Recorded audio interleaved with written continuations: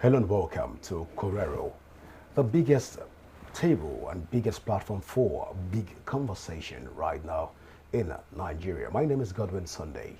Nigerian sports are a major gateway for trade and a key driver of economy activities. Yet for years, challenges like congestion, delays and outdated infrastructure have affected efficiency and increased the cost of doing business. Now, with renewed efforts towards a port modernization, expectations are rising. The aim is to improve operations, reduce turnaround time, and strengthen Nigerians' position in global trade. But how much impact will these changes truly have on the Nigerian economy? Now, that's on one hand. On the other hand, will modernization lead to lower costs for importers and exporters? And can it also boost revenue, attract investment, and improve competitiveness? And what challenges in general still stand in the way of achieving a fully efficient port system in the country? Well, these are some of the issues that we'll be trying to even x-ray tonight. So we will try to examine all of this and its impact on Nigeria's economy, trying to even understand where we are and where we are going to. Joining me on the table tonight is Captain Caleb Danladi, a maritime policy expert, and he'll be helping us put these issues to rest. Stay with us as the conversation begins immediately after this break.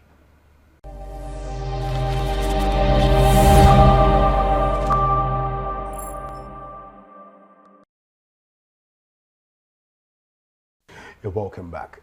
Well, with me right now is Captain Caleb Danladi. Captain, it's a delight to have you join me on Cobero. It's my pleasure, and good evening.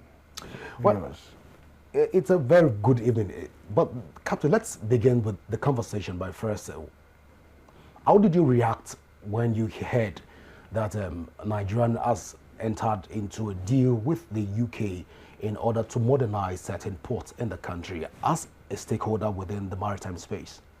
It's a welcoming idea. I feel so good. I feel so happy for the 746 million deal between the Nigerian government and the UK government. So it's more than just a diplomatic engagement. I strongly believe that it is what will bring about economic prosperity, because ports are gateway to nation economy. If we modernize this port, all the challenges we are having, such as the port congestion, the long waiting time of vessels, long cargo dwell time, will be the theme of the past. If your port are efficient, it's going to lower the logistic cost of goods and services, which is going to pass on to the common man in the street.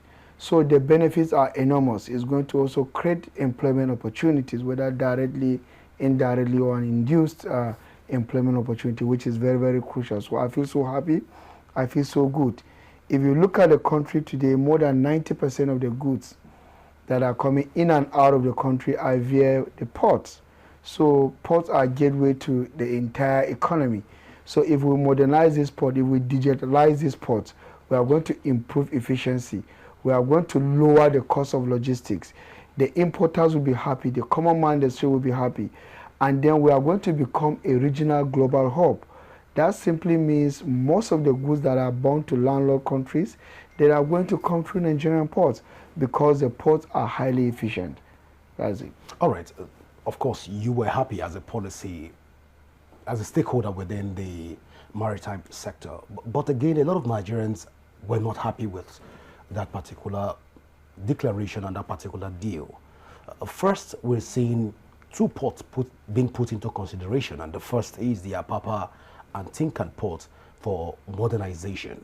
And one begins to ask, we're trying to diversify the Nigerian economy and open the ports, which is the gateway of a country. Why focus on two ports? Is this an attempt by the government? In your own opinion, is it an attempt by the government to try to limit other ports or try to discourage import and export within other regions?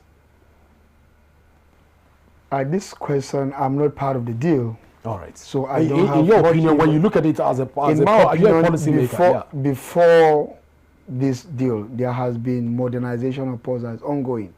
If you look at it, if you read in the papers, there's port modernization that's ongoing and is going to go around to the ports. During my last interview, I made it clear that we also need to expand other ports. We also need to utilize the deep sea ports, which are very, very important. If you look at the Calabar port, if you look at the Warri port, we also need to invest in infrastructure in those ports. We need to invest in the state-of-art equipment. And above all, we also need to invest when it comes to deep sea port, because most of the deep sea port can accommodate a very, very large vessels. When you have large vessels coming in, there's economic of scale. So beyond Lagos, that's Apapa and Tinkan port, there's also a need for us to modernize other alternative ports like Warri ports, Calabar ports. We also have the Rivers port, the One port, and then we need to build more deep sea port. There is project that's on ground like the Ibom deep sea port. The Lekki deep sea port has just been commissioned, which can accommodate a large vessel up to 17 meters draft vessel, which is huge. Well, to a large extent, Nigerians still lose about $7 to $8 billion on vessels. And as looking at Nigeria as a country that has a population, should we be inviting other countries at this point in time to come help us modernize our ports? A country like Britain, where that has a lot of commercial ports, should this be the model for Nigeria, or we should look up to other countries at this point in time? Well, that's an important question. We have started with the British government. There's an MOU that has just been signed, the £746 million deal, which is a right step in the right direction. Is a huge step. I congratulate the Nigerian government. I strongly believe with this investment is going to encourage other investors also to invest in Nigeria. If you look at China, China have what we call the Belt and Road Initiatives on port development as well. If you look at the UAE, they have the DP World. So I strongly believe that with this port modernization, other countries such as China and UAE, they are going to come to Nigeria because they will have confidence if British government are going to invest this huge amount of money in Nigerian ports. So it's giving other countries, other foreign direct investors, the confidence to be able to invest in Nigerian port, which I strongly believe that is going to go a long way. Port modernization is ongoing. As the world is changing, globalization, things are changing in port. If you look at, we used to have the third generation port. Now we have the 4.0 ports, which are mostly digital. You have the Green Ports Initiative coming, which you are moving totally away to green energy. You have smart ports coming. So most of these countries are going to invest in different aspects of port operations. Now the good news is Nigeria is going through the maritime single window system, digitalization. So other people will come and invest when it comes to digitalization of ports, which is seamless. It improves efficiency, it reduces human error, it reduces human interference with different government agencies, it reduces the loads that most of these agents will go into this port to submit. You are supposed to submit document to 8 different government officials. Now you have a central system where you submit all your documents to a particular system so that they can access it. So it's a maritime single window system. Is really going to improve efficiency. It's going to improve transparency when it comes to port operations. So I strongly believe that with this 746 million deal, is going to give other foreign direct investors confidence to invest more in Nigeria. So in essence, you're saying that the economic impact will be felt by all Nigerians? It will be felt. Let me start with the economic impact. One, there will be boost in revenue, which is very important. There will be increase in revenue. What do I mean? That now bigger ships will come. If you modernize port, what do I mean by port modernization? You are going to dredge the port. You are going to increase the depth of the navigational channels, meaning that large ports will come. That means you have large cargo that will move in and out of country. The larger the cargo, the greater the revenue, which is important. Now, if you modernize the port, you are going to modernize the infrastructure, such as a crane. What does that mean? It means that the loading time of vessel is going to reduce. So the average waiting time of vessel is reduced, meaning that you spend shorter period of time, which is going to increase efficiency, and it reduces the charges you are paying for demurrage and other port charges, which is important. When it comes to port modernization, there is construction going on in ports. You are going to construct quays, you are going to construct jetties. What happens? People are gaining employment. So you are reducing unemployment opportunity, whether directly indirectly or induced. Let's look at the direct employment. Now you are employing engineers on the short run that are going to build these keys. You are employing different operators. You are employing fabricators that are going to work on these ports. And what do they mean? They are going to generate revenue. When you pay them salary, they spend this salary, is generating revenue. Now let's look at the long-term impact. Once you modernize this port, it's going to induce the agricultural sector. It's going to induce the manufacturing sector. And the agricultural sector and the manufacturing sector, they are going to employ people that are going to work in the manufacturing, the agricultural, the automotive industry. It means you are employing, you are gaining employment. Let's now look at the induced impact. The induced impact is very, very important. Now, if you have people working in a particular port, what happens? A lot of real estate developers will come to that particular city. There's a relationship between the port city and also the port. So because the workers, they need to live in those real estate, what happens? The real estate industry is induced, which is very important. So there's going to be employment opportunity for people that are constructing the real estate because of the port that is there. Now let's also look at the warehousing. The warehousing is going to be there, and there's going to be employment opportunity for a truck driver who is in Kaduna, who is going to transport goods and services from Lagos.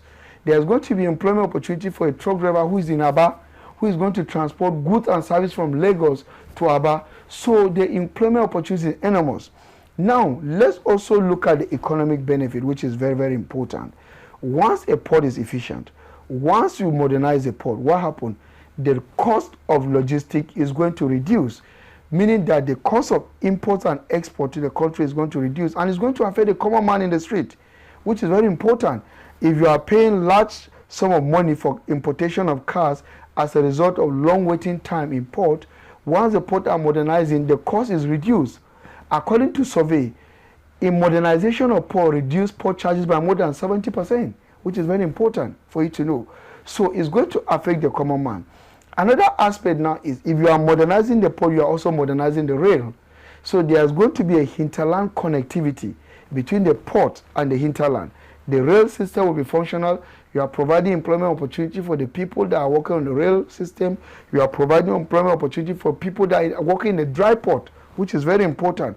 So modernizing this port comes with a huge benefit. Even as a country, we are going to be a global maritime hub when it comes to Africa. Now, look at the West African route. We are strategically located. Nigeria has a huge maritime coastline of more than 853 kilometers. So now, all the ships that are bound to Europe, South African route, they are going to stop in Nigeria for bunkering operations. They are going to stop in Nigeria for crane operations, which are going to, they are going to provide employment opportunities. But the Apapa port was built about 100 years ago. 1913. That's 100 years ago. Exactly, but it needs to be modernized. Well, 100 years It's ago, old. The Tinkan port was built 50 years ago. Exactly. Now, putting this together, Apapa port has just 24 berths. You're talking about Nigerian ports. When we are modernizing, when we're modernizing ports, doesn't mean that you are going to also upgrade the berths. But we won't be having limited vessels coming into the country. We are not going to be having limited because when now you look at the global trend, the global trend for shipping has changed. Okay. Now you have large container vessels in and out. Let me take you back to memory lane. When the vessel called the Ever Given got stuck in the Suez Canal and blocked the Suez Canal because of the size, it has a huge impact. So today you have very, very large vessels. People are building 24,000 TEU container vessels. If you don't dredge this vessel, how can these vessels come in and out of Nigerian port? So by dredging this vessel, it's not about the number of ships that are coming, but it's about the size and tonnage. You can have small ships that are up to 50, and you can have one big container vessel that can take most of those cargoes. So we are talking about dredging the depth of the channel, which is very important, that can accommodate large vessels in and out of the country, which is huge. It's for you to understand that the size of the vessels play a crucial role.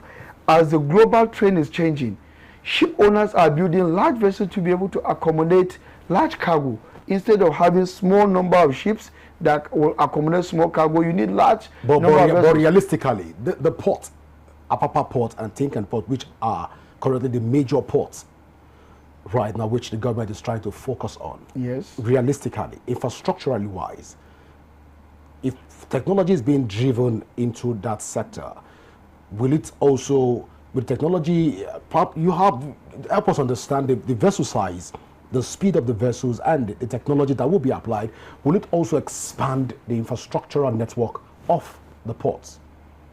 Okay, currently, if you look at Apapa Port, some of the quays are old, some of the literally everything is old in Apapa Port. Now, it causes, delay in loading cargoes, which affect the average waiting time of vessels. And time is crucial when it comes to maritime sector, for you to understand. So by modernizing this port, you have a state-of-the-art ship shore gantry crane, which is very important.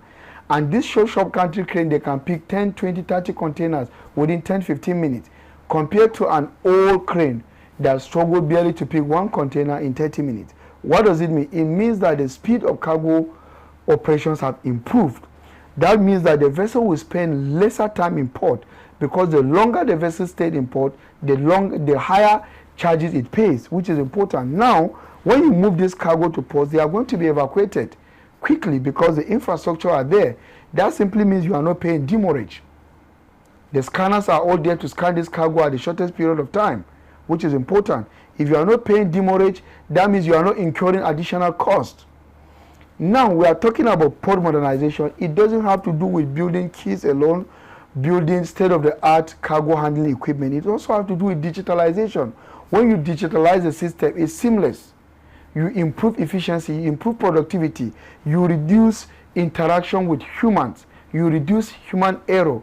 When a vessel is supposed to come and everything is well organized, it comes in and out of the port. That is very important, and that's what we are looking today about improving in efficiency. Efficiency of port is very, very important and crucial, because ports are gateways. If you have a port that is not efficient, what does it mean? It increases the average waiting time of the vessel.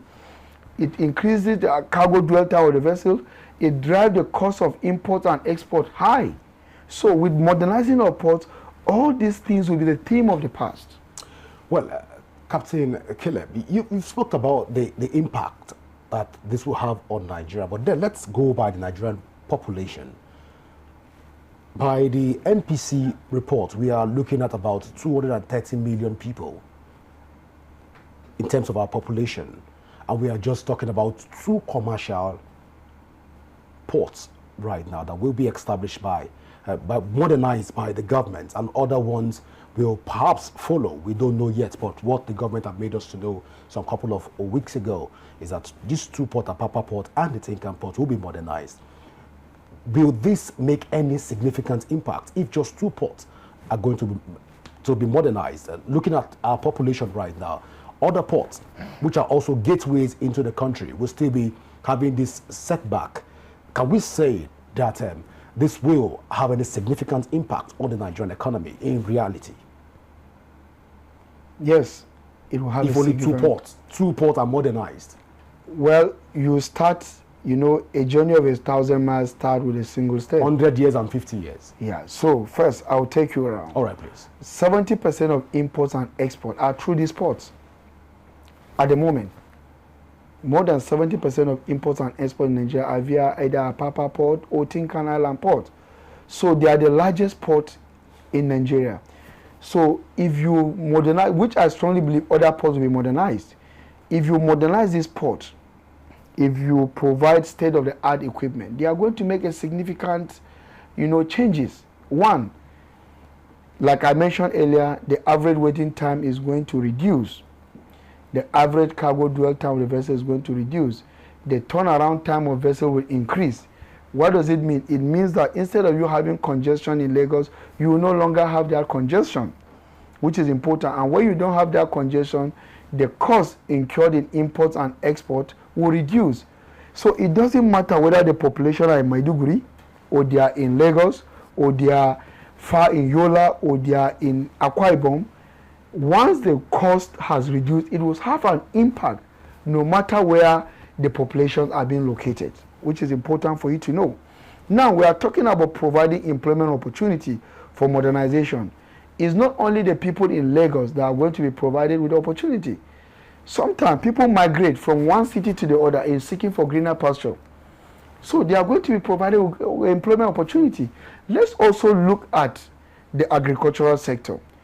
Because these ports are modernized and the ports are efficient, you have a large agricultural produce being moved in and out. What does it mean? It means that the agricultural sector is going to have an induced impact. You are employing more people. Let's also look at the manufacturing sector.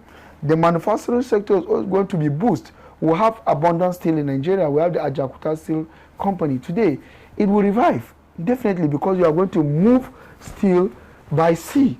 What does it mean? You are providing employment opportunity irrelevant of where the person is located in the country. That's important for you to know. Now, revenue generation. Where is the modernization of port is going to drive revenue. It doesn't drive Lagos revenue, but it drives the entire country's revenue. Now we are talking about Nigeria being a hub port in West Africa. That simply means the cargo that is bound for Burkina Faso or Chad. These countries are landlocked ports. They don't have seaports. So the cargoes that is bound for those ports, they are going to be transshipped through Nigerian ports. What does it mean? It means that the revenue generation is going to the federation account, not to particular state account. So it's very important. So I strongly believe that modernization of Nigerian port is going to drive efficiency, is going to reduce the cost of imports and export, is also going to provide employment opportunity. However, it's very important for us also to modernize other ports, which I strongly believe that they are on stream. If we modernize other ports, we are going to decongest the cluster to other areas as well. Interesting. I understand that the Lekki Deep Sea Port is fully automated, but let's compare, because we're talking about modernization of the ports and Nigerian ports in general. But then let's do a comparison between the automated Lekki Deep Sea Port with its counterpart in other countries. Let's even start from Ghana, looking at Côte d'Ivoire, Abidjan, Togo, Lomé, and even Benin, Cotonou. Can we say that that Lekki Deep Sea Port automation really reflects modern day reality of what a port should look like, if we're going to be talking about modernization, because we need to have an idea of what to expect?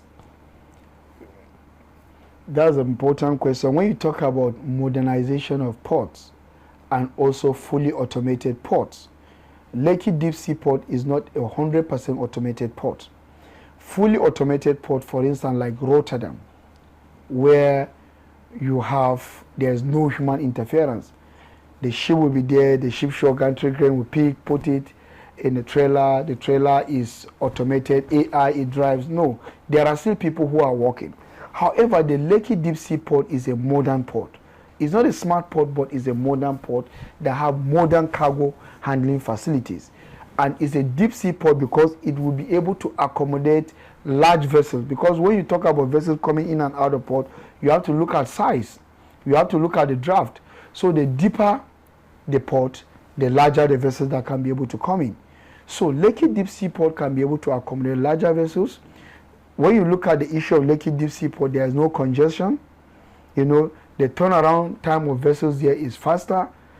Same like other counterparts, but you cannot compare with other ports like ports in China, who are 100% automated, or ports in Rotterdam or Amsterdam, who are 100% automated. However, their Lekki Deep Sea Port have modern cargo handling facility, and they are doing extremely well. Compared to other African countries. Compared to other African countries, we are doing well. For you to compare port performance, there are stages you take. You have to carry out analysis.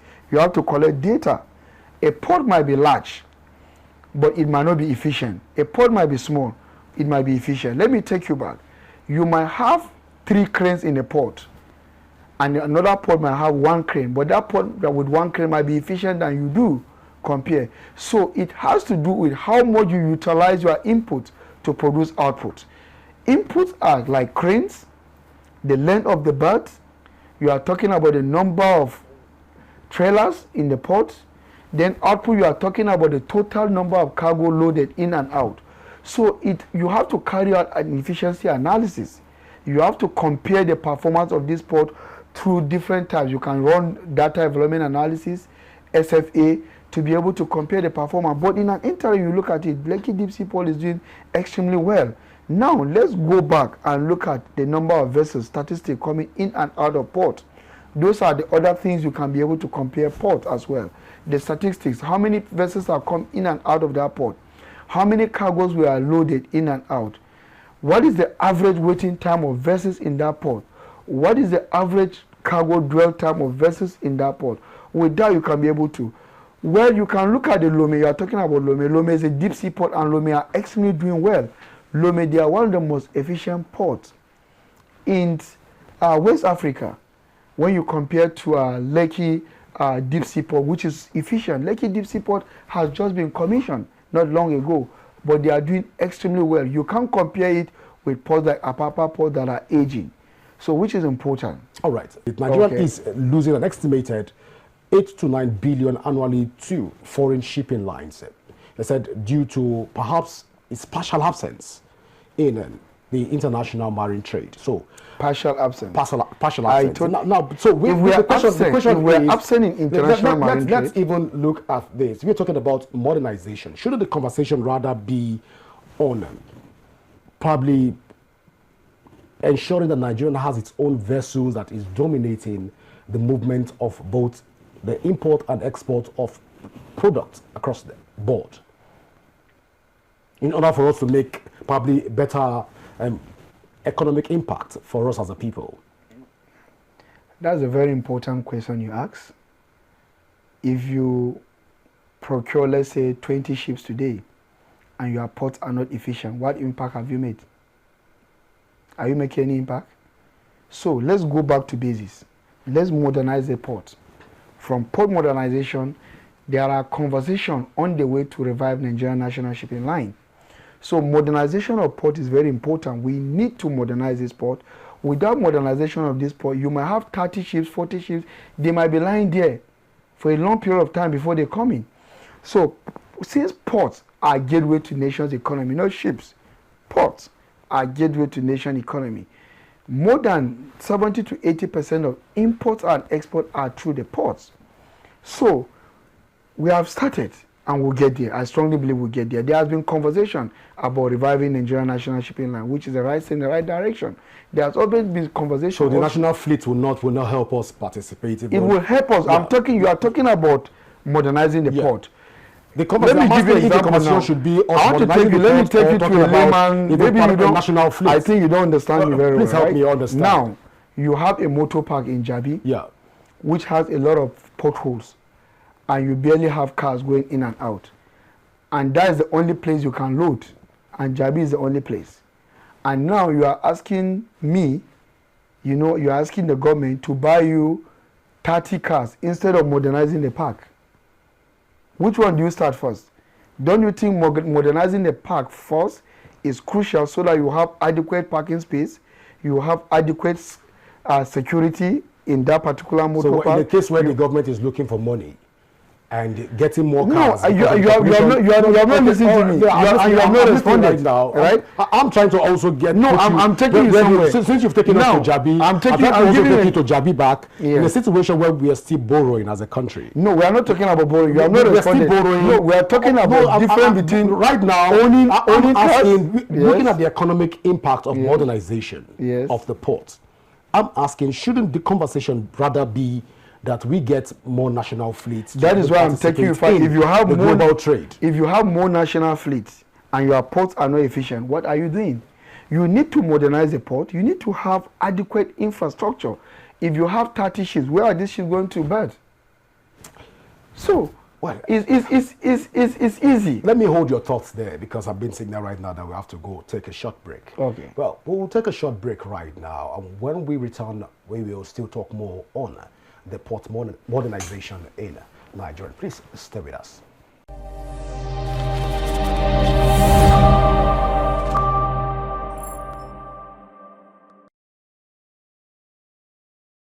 We're still talking about the whole issues around port modernization in Nigeria and trying to look at it holistically and what should be and what better approach can we even take to help the government make better decisions. Now, let me come back to you, Captain Caleb. There's this argument again that have come out that have come up, and people are saying that the government looking at modernizing the ports without modernizing the individuals first that are going to man this instrument will further take us back to the I can see you already laughing, take us back to that period where it is almost a stone age. But looking at it critically, modernizing the port without first modernizing the people, what would be the impact in your own assessment? Okay, the reason why I laugh when you answer that, I strongly believe that modernizing the port, when we talk about port modernization, it doesn't, I mentioned earlier, it's not about buying infrastructure only. It's not about deepening the channels. It's not about building the quays. Human capital development is also embedded. Let me take you back. If you are building a new ship today, you need to train the crew on how to manage those ships. That is part of the agreement. You need to train the crew on different cargo handling equipment. You need to train the crew on how to operate those equipment efficiently. Definitely, I strongly believe that part of the strategy for port modernization, there will definitely be a roadmap and a strategy. And one of the strategy is to be able to train the operators on how to man these modern cargo handling equipment, to train the operators on the plant maintenance. It's not only about handling them, but when something goes wrong, they should be able to address it, because it's knowledge transfer. It's not only about modernizing the port, but it's about knowledge transfer. There's going to be a phase of knowledge transfer when it comes to port modernization. When you look at the port concessions that have taken place in the past, you can see one of the benefits of port concessions has to do with management expertise. There has been improvement in management expertise, which I strongly believe that the modernization of port is going to improve management expertise, especially when it comes to digitalization, when it comes to cargo handling equipment, when it comes to plant maintenance. That's very important and crucial. That's quite interesting. So at this point in time, if the port, you're talking about the generality of the whole modernization, that it won't be one angle. It's going to be a holistic kind of modernization.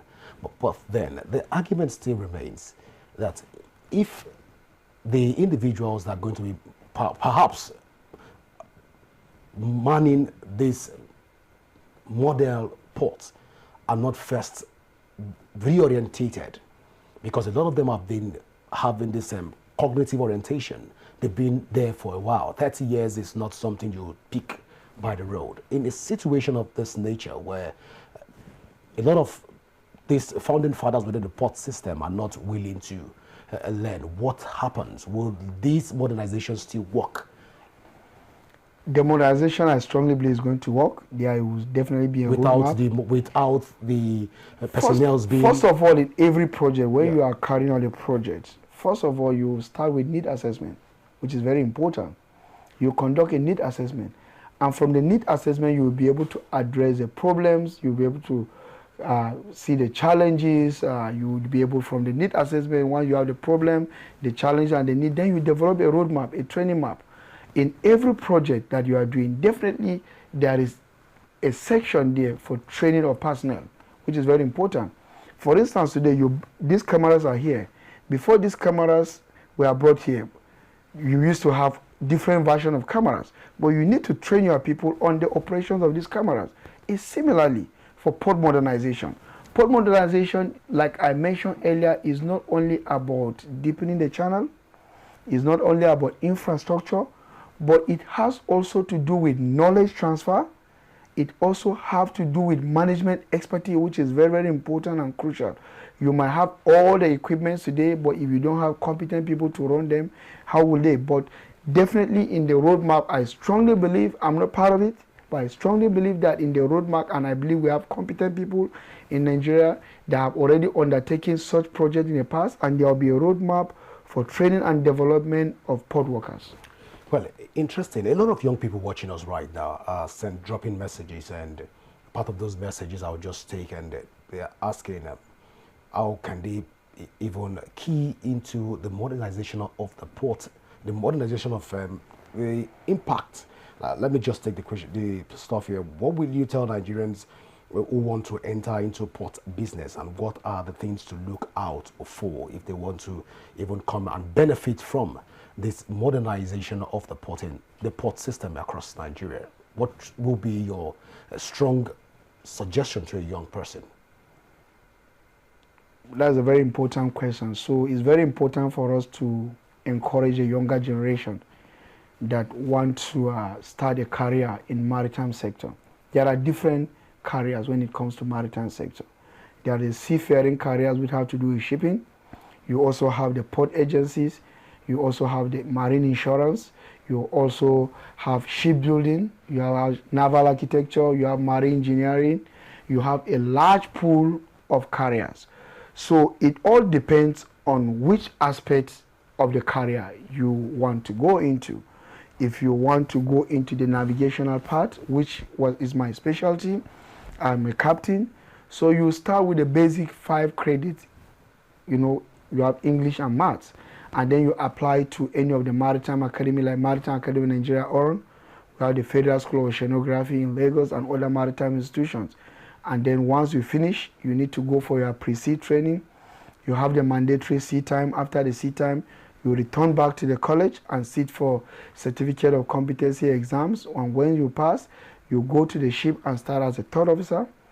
And then after you have the necessary sea time, about 18 months, you return back to the college. Again, you write another certificate of competency called Chief Certificate of Competency. You become the chief officer. After 18 months, again, you return back to the college again. You sit for another exams called the Master Class 1 Unlimited Certificate of Competency. That gives you the prerequisite to become a captain. It's also similar for marine engineering.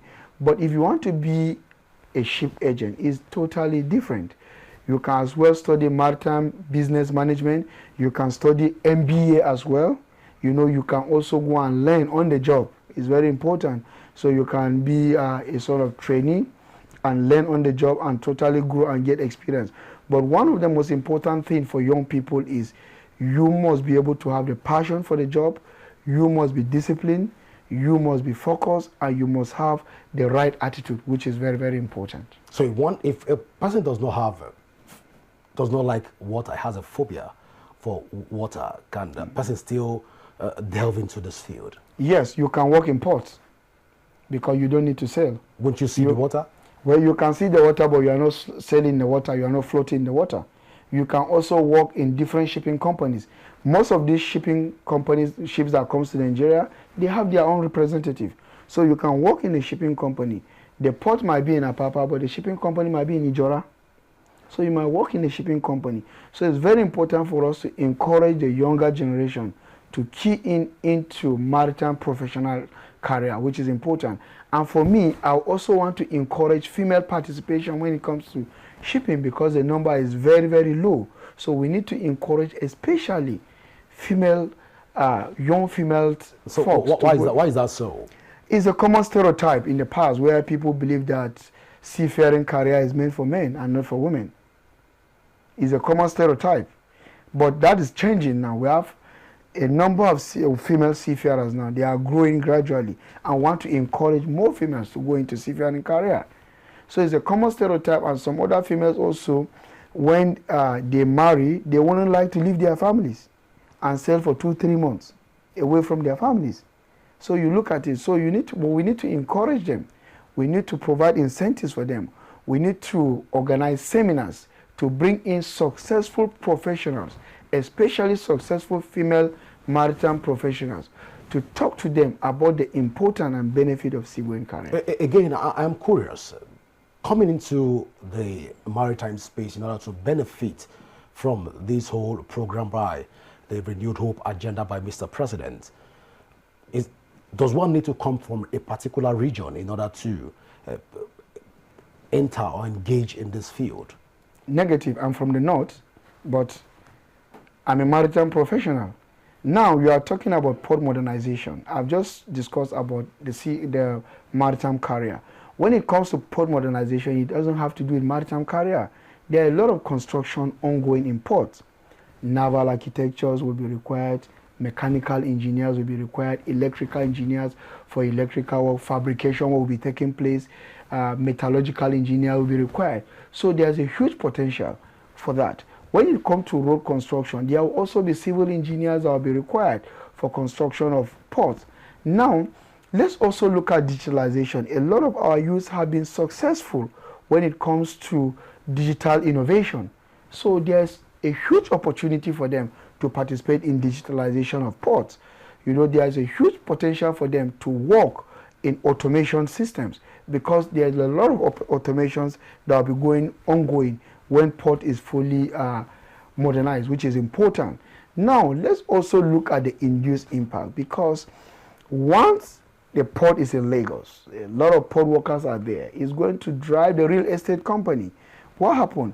There are a lot of company, a lot of real estate owners will try to build real estate, and it's going to create employment opportunity for people in the building sector, for people in the marketing sector to be able to market those properties.